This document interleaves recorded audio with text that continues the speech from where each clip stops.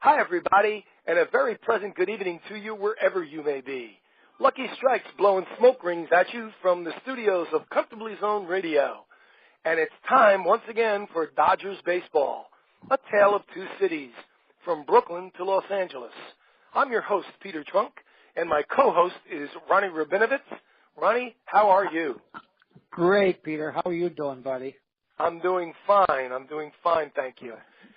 We have a special guest tonight, and I'm going to I'm going to ask you to do me a favor, Ronnie, and that is to introduce to our listening audience just who this gentleman is and fill us in. Okay, go ahead. Okay, great. Well, our guest today is Michael Long. He's a professor at Elizabethtown College, associate professor of religious studies and peace and conflict studies. And he's a terrific author. He's written many, many books. One of them was about Jackie Robinson, First Class Citizenship, the Civil Rights Letters of Jackie Robinson, which is very, very fascinating. He's written about Martin Luther King, about Billy Graham and others. And I'm actually reading his newest book, Jackie Robinson, The Spiritual Biography, The Faith of a Boundary-Breaking Hero. Michael, welcome to the show. Ron and Peter, it's great to be with both of you. Thanks for having me on. You're very welcome. Thank you. Tell me a little bit about the research of this book that you just put out. I find it very fascinating because you have gone into a lot of things that Jackie's mother went through, traveling, just imagine, from Georgia across the South to get to Pasadena, and what she had to take with 4 or 5 kids with her, all alone. I found that fascinating. Ron, maybe I'll back up a little bit and tell you how I got interested in Robinson, and that can lead to the present book. So I was doing some research a number of years ago now. I forget how long. I'm getting older. And at the National Archives in Laguna Niguel in California, I was actually working on a book on Richard Nixon and his relationship with Reverend Billy Graham. And while I was sitting at the desk looking at files, the archivist came out, and a man named Paul Wormser, and he said, "Hey, Mike, have you seen the Jackie Robinson file?" And I hadn't. And he brought it out, and it was a file full of letters between Robinson and Nixon. Now, Robinson and Nixon I can talk about later, but they were close political allies for some time. So I went through these letters, I read them, and I was immediately hooked. I was fascinated by Robinson's politics and his interest in Nixon. Now, I wasn't a baseball fan at the time, I have to confess. I'm still not a huge baseball fan. Sorry to both of you about that. But I got into Robinson through his politics. And so after reading these fascinating letters, I did some more research. I looked at his letters across the United States, especially at his papers in the Library of Congress. And then after a while, I was watching ESPN, and it was another show about athletes gone bad. You know, those shows are on all the time. And I thought to myself, I really should put something out about these letters, because Robin is doing heroic things in his politics and his civil rights work. And so I decided to ask Rachel Robinson for permission to publish a collection of his letters, and she was so gracious, as she always is, so kind. She just turned 95 years old, Ryan. 95, this last 95. week, yeah. And she gave me permission to publish a collection of his letters, and that was my first book on Robinson, and then I published a collection of his columns that he wrote for the New York Post and the New York Amsterdam News. And then my most recent book, you're right, Ron, is about his faith with God and how his life reflects his faith in God as well.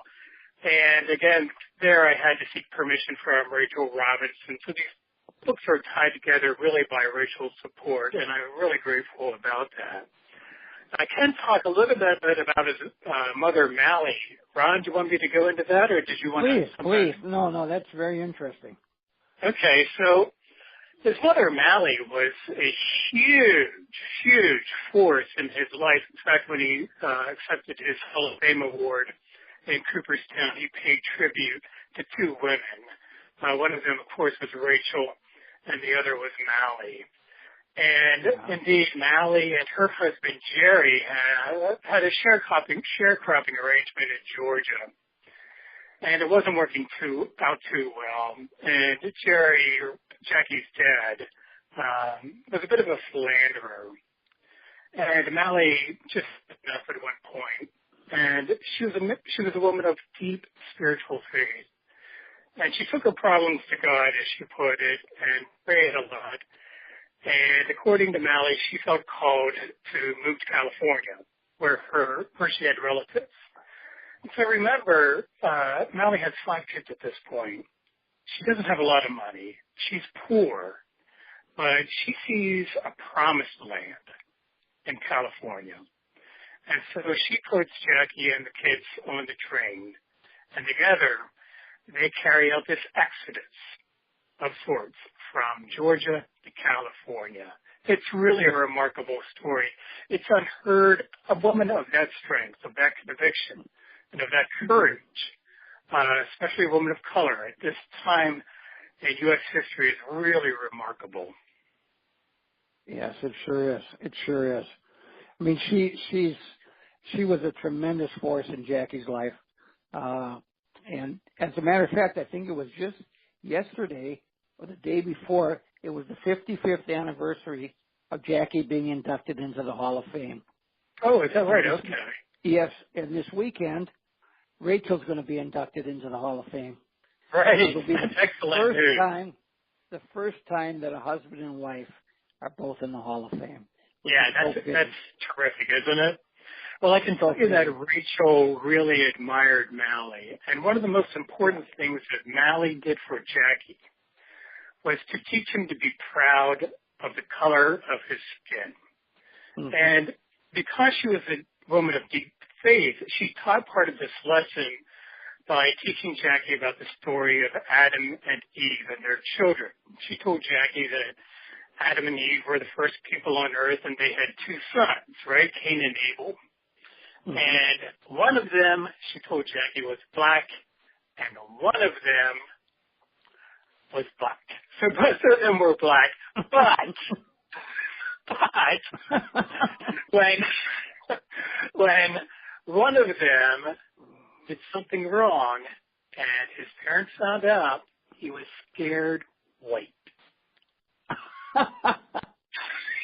And the black child is testament to God's original design. She said, Jackie, you're black.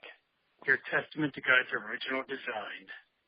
And so Robinson went through his early years, really believing that the color of his skin was a blessing from God. And he was very proud of, and he was dark skinned, Ron and Peter, you all know that. Very dark. He was dark skinned, and he really, in some ways, drew attention to it. Rachel remembers that at UCLA, Jackie wore bright white starched shirts, and what that did was accentuate his black skin. Right, and he was a man in that area who was very proud of the color of his skin. And Rachel was attracted to that. Yeah, she was. She was. They met there at UCLA. Yeah. Right. They met at UCLA. Robinson, as you know, had earned 4 letters in different sports. So were they baseball, basketball, football, track, and football, right? Yes, right. And she was a bit concerned about Robinson at first, she said, because before they met, she saw him at a football game. This might have been at Pasadena Junior College, and he was standing on the sidelines with his hands on his hips. And she thought that might have been a little bit of a show of arrogance. So she was concerned that he might be arrogant. But then she met him. He was working in the student union building at UCLA's campus. But then she met him, and those fears about his arrogance dissolved. She often says that arrogance is a trait that she detests. But her husband, Jack, she called him Jack because for her, yes, she did. It was a term of endearment. But for her, Jack was somebody who was remarkably humble in spite of his athletic prowess and his really good looks. She said she was attracted to him, partly because he was so darn good looking. He was so handsome. Yeah, he was. He was so handsome. Well, I knew him for, many, many years. And for about almost 20 years I knew him. And he was a very handsome guy. And I was very interested in this book. Tell me a little bit, Michael, about the incidents when he was kind of a roughneck when he was a kid. He was with a gang, a street gang and everything. And he met this Reverend Downs. It's a fascinating story. If you would share that with us. Well, when Robinson was growing up in Pasadena, he was part of something called the Pepper Street Gang. Right. Now, the Pepper Street Gang, Ron and Peter, was a gang not unlike, or I should say not like the gangs of today. And so they didn't go around with guns or weapons. This was a gang of kids who got into good-natured fun that sometimes landed them at the police station. So they would steal fruit, for example, at fruit stands, and they would get into fights. And Robinson was part of the Pepper Street Gang, and he was hanging out with some rough kids. There's no doubt about it. And one day, Reverend Carl Downs, a new young preacher at Scott Methodist Church, came by, saw the gang. He rolled down the window of his car, and he says, "Has anybody seen Jack Robinson?" And nobody answered. And sure enough, Jack Robinson was standing right there. And Reverend Downs says, "Well, if you tell him I want to see him in church on Sunday." And he drove away. And Jackie was curious enough to show up at church that Sunday. Now, Scott Methodist Church was a historically black church in Pasadena. It's still there. And it's the church where Natalie raised Jackie and the rest of her children. And when Reverend Downs got there, he found it a little bit stodgy, a little bit stuck in its ways, but he was a young minister. He was really interested in youth and in doing things in ministry that would attract the youth of the town.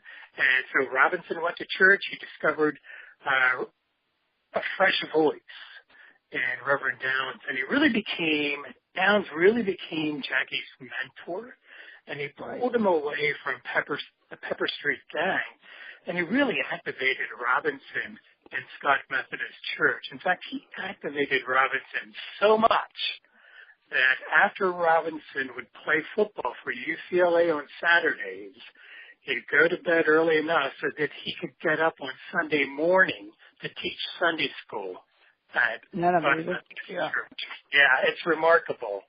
But Downs really played an important role in Jackie's life. He's probably the most important mentor in the early stages of Robinson's life. He really taught Robinson that spiritual faith is not just about being right with God in your heart, but especially about making earth right here and right now into the kingdom of God and doing what you can in your community to establish peace and justice and racial reconciliation. So when Robinson does this, especially later in his life, all of that is attributable to the influence of Carl Downs at Scott Methodist Church. Isn't that something?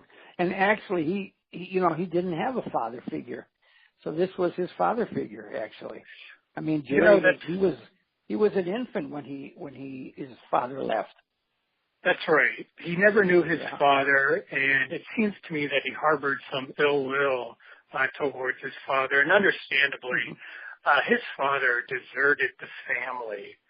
And when you desert a family in the 1910s, especially in a sharecropping situation, you're doing something that's absolutely horrific. You're leaving them in poverty. You're leaving them without food. In fact, Jerry Robinson left the family just before the harvest.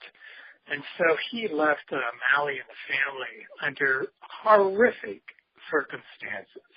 And I don't think Jackie Robinson, ever really got to the point where he felt okay about his father. He just didn't, you're right, Ron, he just didn't know him.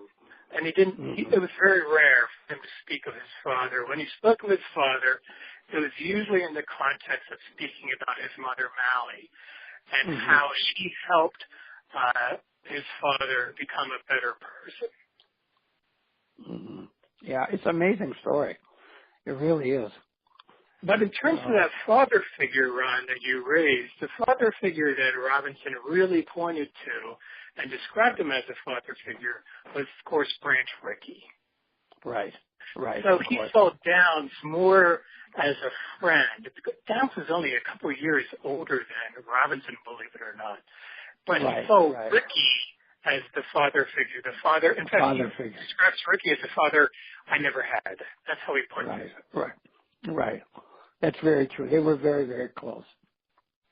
And Jackie, you know, in a lot of his letters that he'd write to me, you know, my dad was a big Democrat and he was a Republican, and they'd argue occasionally about, you know, little things here and there, but it was understandable because at that time the Democrats were the Dixiecrats. They were the Southern bigots, and so he didn't like that, and he'd write me a sweet letter, and then he'd say, by the way, tell your dad this or that. And he'd say, I don't know why I brought that up. I guess it's just my way of saying hi to your dad. But they were very, very close. They were very close. And well, I can talk a little bit about. Go ahead, Ron. He actually, my dad was very close friends with Jack and Bobby Kennedy. Right. And he was instrumental in talking Jack into running the Wisconsin primary in 1960, because he felt that if he could beat Hubert Humphrey in his backyard, it would help catapult him to the nomination, which in fact it did. And my dad was the Democratic National Committeeman for the state of Wisconsin. Wow.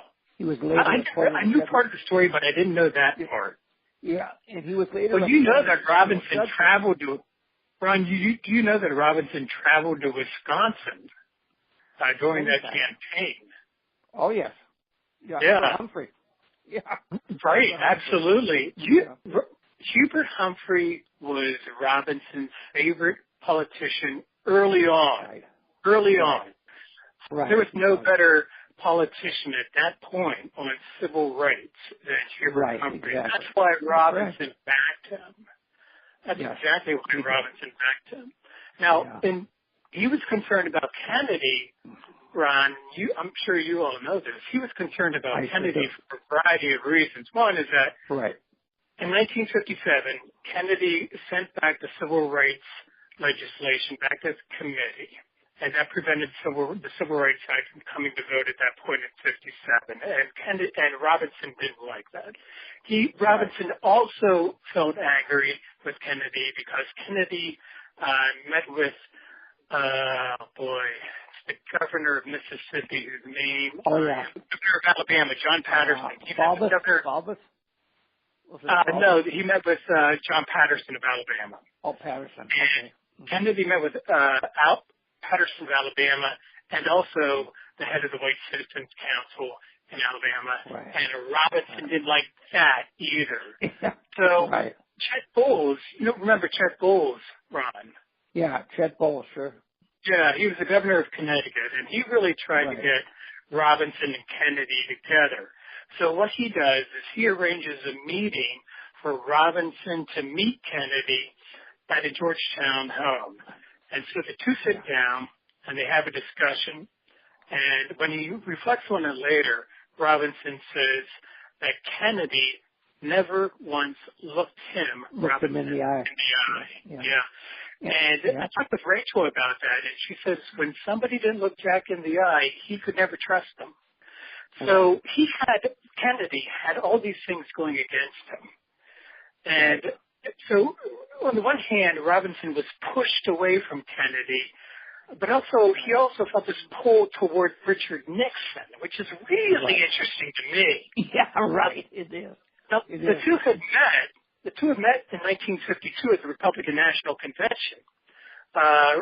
Nixon, at the time when he met Robinson, believe it or not, remembered this football play from a 1939 game between the Oregon Ducks and the UCLA team, for which Jackie Robinson played running back.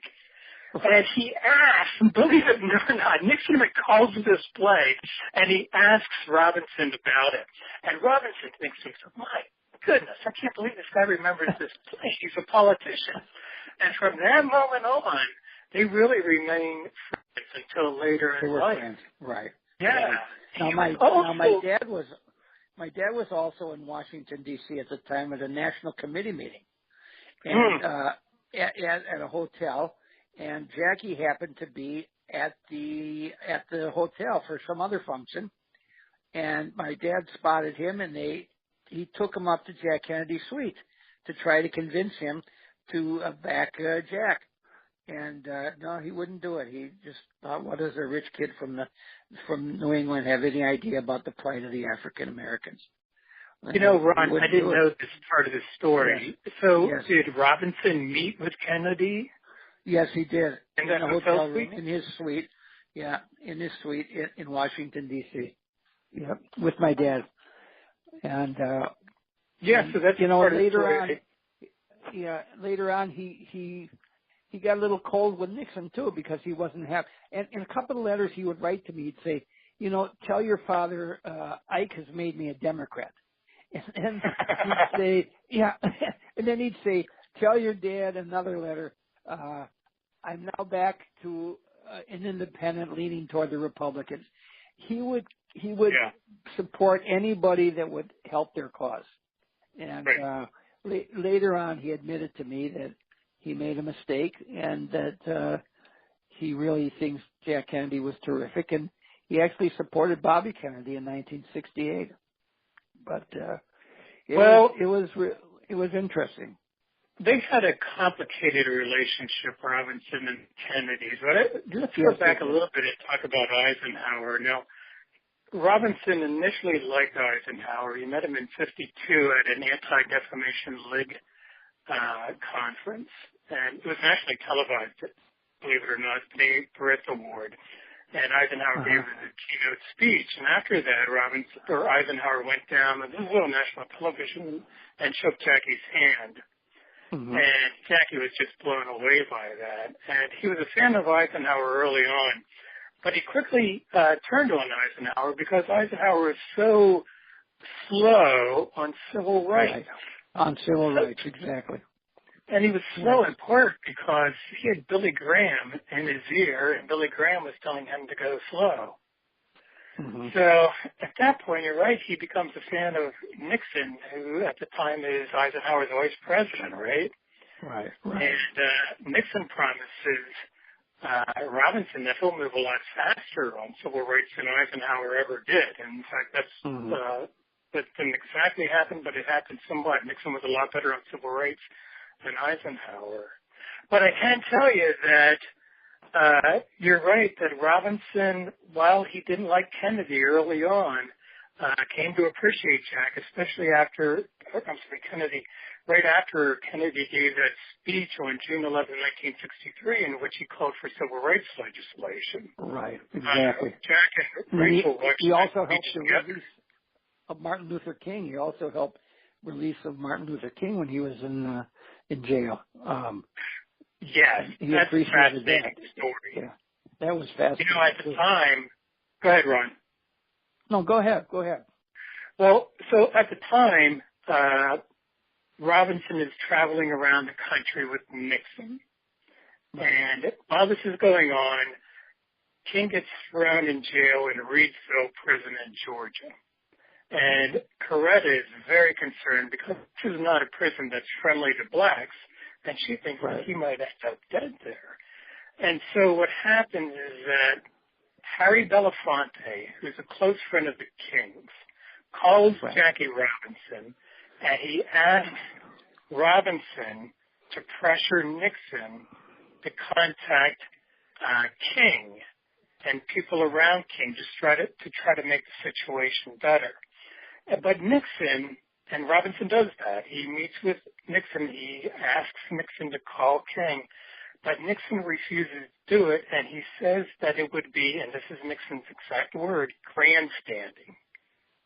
So while that's going on, the Kennedys are plotting something similar, and Jack Kennedy calls Coretta while King is in jail and expresses his concern. And while Kennedy did that, his brother Robert called a local judge in Georgia and arranged for King's release. Now, when that happened, King's father, Daddy King, came out and said, I have a bucket full of votes for John F. Kennedy. And after that, really the black vote swung. Yeah, it did. It did. It really did. And Robinson was so upset. William Safire, the New York Times columnist, was there at the time, and he said that Robinson was so angry, so passionate about it, that he had tears in his eyes when Nixon refused. Right.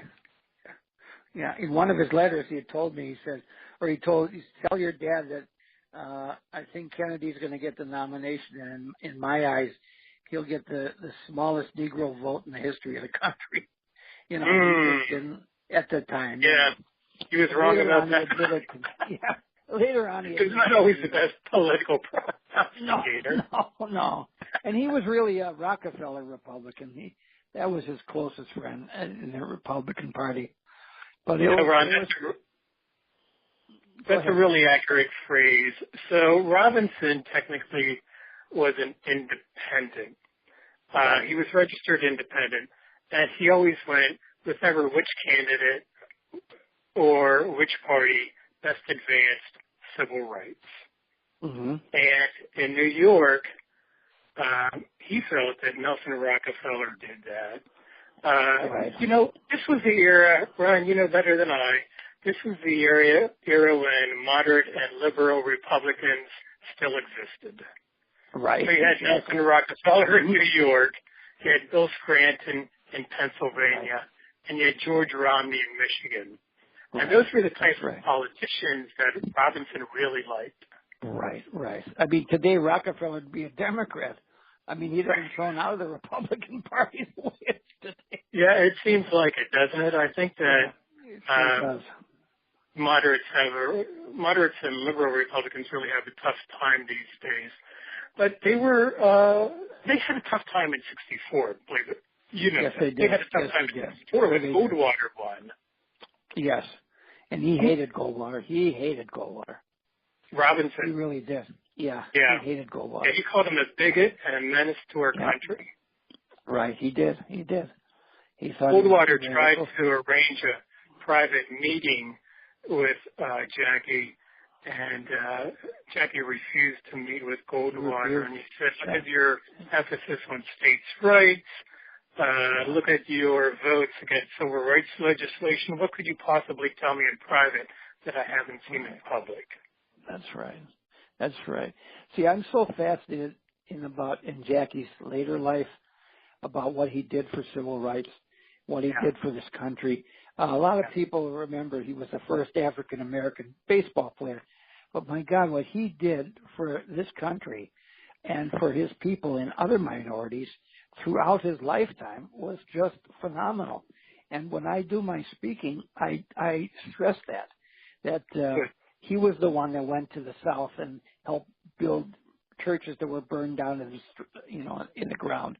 And he was the one that started the Freedom National Bank, because other banking institutions were elevating their loans artificially high for African Americans, and he started a construction company to help African Americans. I mean, he did so much for so many people, and he was such a wonderful man. He was a hero. He was my hero, of course, and he never drank, he never smoked, he never took drugs, and he never refused to sign a kid's autograph. He was a marvelous man. And I'll tell you a story that's very interesting. In 1968, my father on the Democratic National Committee was one of several people that were on the site committee to pick the convention for the 1968 convention. And I mean, they went to Chicago and to Dallas and to LA and, all over every major city. And they were really wooing them, and they decided they loved Miami. So they were pretty close to picking Miami for that convention. And my dad said, just a minute, we have to stop and think about something. A national convention is in the summer. Kids are out of school. Kids like to come to see the history being made. And there will be a lot of African Americans traveling across the South to get to Florida. What's going to happen to them? How are they going to stay in hotels? What are they going to do? So they actually called George Wallace in Alabama, and they said to him, "What will happen?" And his answer was, "I'm not opposed to them flying over the state." And do you know that Miami lost a convention because of that? Wow. How do you like that? Yeah. So That's they switched it. Story. Isn't that incredible? Yeah. Yeah. So my dad was Frank, quite a guy. Talk a little bit about your relationship with Jackie. You know, I've read about it and I've heard you speak about it. But I'd just like to know what you found most fascinating about Robinson. Just talking to him and spending time with him. He loved kids. He was so wonderful with children. One time in Milwaukee, he came out of the locker room. The team was going back on the bus to go back to the hotel because the series wasn't done yet.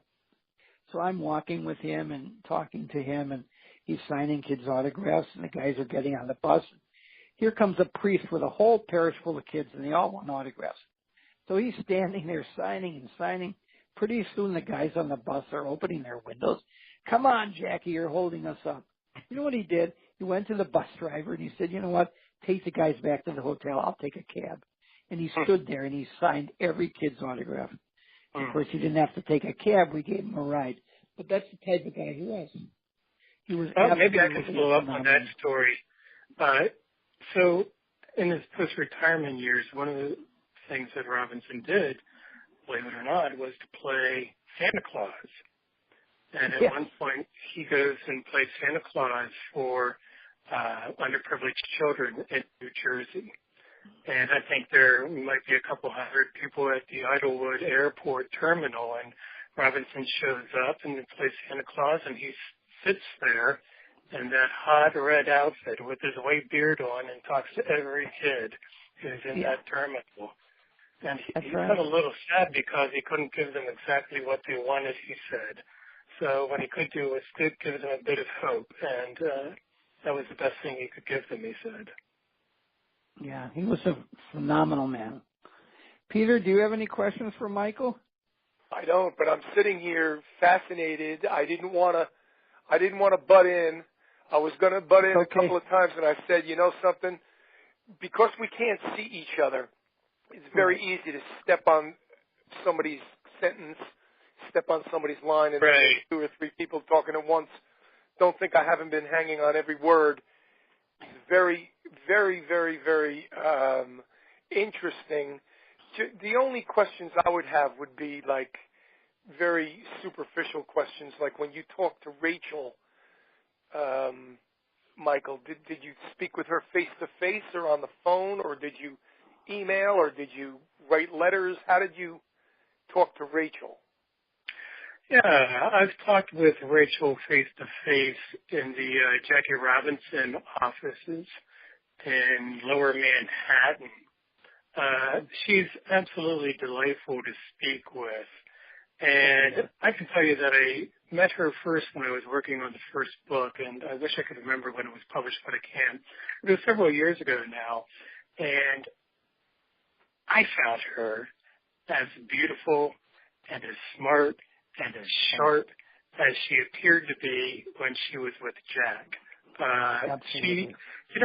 other thing, Peter, is that not only did I meet her and talk with her about these books, she also went through them with her red pen and helped me strengthen the manuscripts of 2 of them. So she played a really important role, and she's been supportive, especially because, and I was glad to hear Ron speak about this early on, especially because she calls Jack, her husband, an informal civil rights leader, and she wants us to remember that for him, his civil rights work was far more meaningful than all of his exploits on the baseball diamond.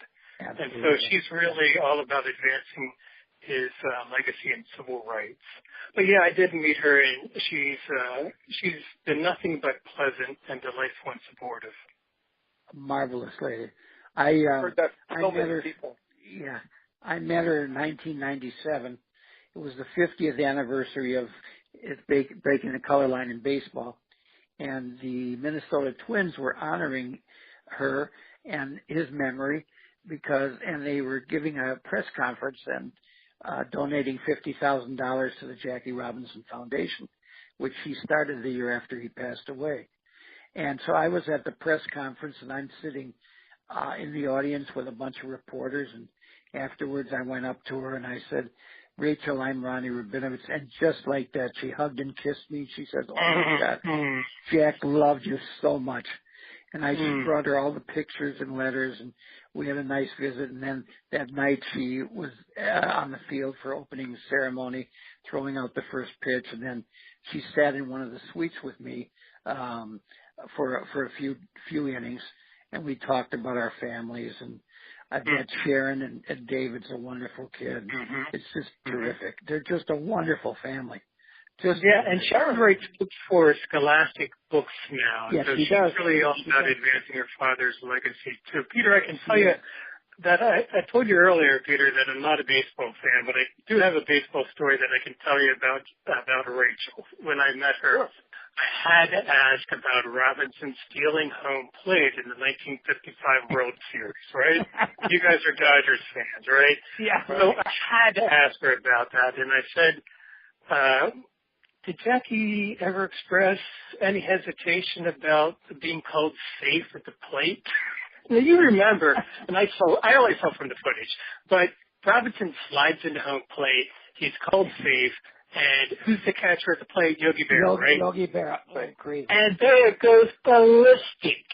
And so Rachel took my question and she laughed and she said, no, we always thought he was safe. And then she went on to tell me that after that call, whenever she saw Yogi Berra, and he saw her, they would never say hello to each other. Right. Yogi Berra would say, out. And Rachel would say, safe. That's how they greeted each other. That's right. That call's on. That's right. It's so true. I got a lovely note from Rachel a couple of years back. And just a very short note, but I wanted to read it to you. Dear Ronnie, how wonderful to hear from you, and how delighted I am to learn that you enjoyed the movie 42.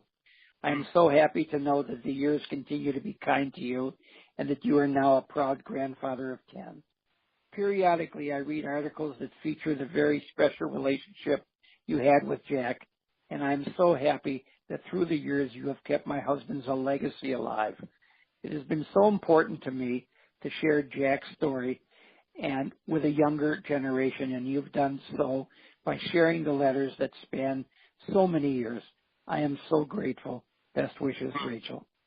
Isn't that beautiful? Oh, that's a wonderful letter, Ron. Phenomenal lady. Nice. Just phenomenal. That's nice. Oh, yeah. And you know, Ron, I follow you on Facebook, and I see that Yes. you talk a lot to boys and girls. Yes, I do. You know, I think that's absolutely wonderful, too. And Rachel is exactly right. What you're doing is incredibly important to continue Robinson's legacy for these young folks especially. Absolutely. Fortunately, today, a lot of the kids know about Jackie. When I first started talking in 1987, the first time I went into a classroom, I said, all right, how many of you ever heard of Jackie Robinson? And this little boy stood up and said, no, who is she? I said, who is she? Oh, my goodness. And I thought, well, how would they know, you know? Right, yeah. I started. And since then, so it's been 30-some years that I've been speaking about Jackie all over the country. And wow. I was in Los Angeles about 2 years ago. Larry King flew me out for an interview, which was fascinating. And he was telling me a story that the first time he interviewed Martin Luther King, he introduced him as the founder of the Civil Rights Movement. And Martin Luther King stopped him and said, Larry, I have to correct you. I was not the founder. Jackie Robinson was. Amazing. Yeah, pretty amazing. Yeah, you know, King really looked up to Robinson as a hero in some ways. And King actually wrote a column about Jackie just before Robinson was going into the Hall of Fame, and he called Robinson a sit-inner before there were sit-ins. It was quite a tribute, and if anybody knew that he was standing on Robinson's shoulders, it was really Martin Luther King. And you talked a little bit about it early on, but I'll just emphasize it again. King invited Jackie Robinson to play a critical role in the civil rights movement. And so in 1962, for example, Robinson goes down to Albany, Georgia at King's invitation, and there he sort of pumps up the people who were participating in the Albany movement in 1962. And then after that, Y.T. Walker invites him to go visit 3 churches that had been burned, scorched, because of their voter registration efforts. These were 3 black churches. And on the spot, Robinson offers some money to rebuild the churches, and then later on he chairs a campaign that ends up rebuilding all of those churches that had been scorched because of their voter registration efforts. And then King invited Robinson to Birmingham as well, and Robinson went to Birmingham in 1963, and while he was down there with Floyd Patterson, the boxer whom Jackie admired. And while he was down there, Malcolm X criticized him for sort of interfering in some ways. He didn't like Malcolm X. They didn't get along that well. You want to talk a little bit about that? Because Malcolm X was a militant, and Jackie didn't believe in militancy. He thought there was a different way to do things. Yeah, Robinson didn't appreciate Malcolm X for 2 reasons primarily. One is that Malcolm X talked about the need to separate blacks and whites, and Malcolm X talked about creating a black state, for example. And Robinson was an integrationist to the bone, and he thought, and he said exactly this: I've invested too much in this country to follow your crazy dream about a separate state. And then the second thing is that Robinson really was opposed to Malcolm X's use of the phrase "any means necessary." And Robinson was not, believe me, he was not personally nonviolent. He wasn't, but he believed that the civil rights movement should always be nonviolent in advancing and seeking civil rights. Right, absolutely. But I'll tell you what, he was not nonviolent. He had a tough time not slugging people on the on and off the baseball. He had a big temper. Right. Yeah, in fact, one of his... it's ironic to me. I'm listening still to every word, and it's ironic to me that when Malcolm X traveled abroad and saw that there were white Muslims, and when he returned, he changed his view. And he changed his views so radically that that's what got him shot and killed by the Nation of Islam. He actually did not believe in that anymore. After a while, Malcolm X, he had evolved and he had changed. And, that's right, Peter. After that trip to Mecca, Malcolm X really becomes somebody who sees Islam as including not only people of dark skin, but also people of pale skin. And that is absolutely remarkable to Malcolm. But I'll tell you what, Peter, even after Malcolm went to Mecca and came back, Robinson still didn't give him another chance. And he counseled people to be not trustful of Malcolm X. And in some ways that's a shame. I think if Malcolm X and Robinson had gotten together later in those years, they really could have done fascinating work, especially among young people. He didn't trust him though. That's the way he was. He felt if you weren't what he felt you were, you're not going to change. A leopard doesn't change its spots, more or less. Well, I'll tell you what. Yeah, I agree with you, Ron. But I will say this: he gave Lyndon Baines Johnson a second chance. Johnson was a proven segregationist. Those are Robinson's words. No question about it. Describing Johnson. But then, Robinson gave Johnson a second chance, and he at one point says there's no better person than a convert to the civil rights cause, and that's what he considered LBJ, a convert. Yeah. And I just wish that he had treated Malcolm X the way that he treated Johnson. Really. Yeah, me too. I think it was a missed opportunity, Peter. Yeah. I think you're right. Yeah. Well, this has been fascinating. It really has. Yeah, it really is. It's been great. Yeah. I never thought, if someone told me, Peter Trunk, your show on the Tale of Two Cities, Brooklyn to Los Angeles, about the Dodgers, is going to last an hour, and you're going to talk with someone who is not even a baseball fan, much less a Dodgers fan, and it's going to be a great show, I would have said, I think I'm voting against that one. I'm betting against that to happen. And yet, happily, I think it was a sensational show, and I thank Ronnie for even bringing up Professor Long's name and introducing him to the show, and to Professor Long himself for coming on and sharing with us all of these fascinating tidbits, all of these fascinating stories.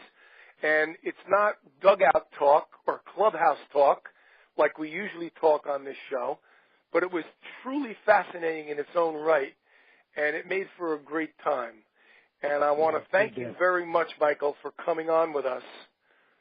Ron and Peter, I'm so grateful for what you do.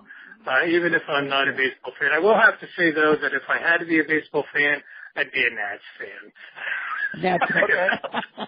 But thank you two very much. I had a great time talking to you. Nothing wrong with that. Michael, fun words to both of you, and keep advancing Robinson's legacy. Thanks a lot. For sure. Absolutely. Thank you so much, very Michael. much. Gentlemen, thank you both, and to both of you and to our audience, a good night. Good night, Peter. Bye-bye.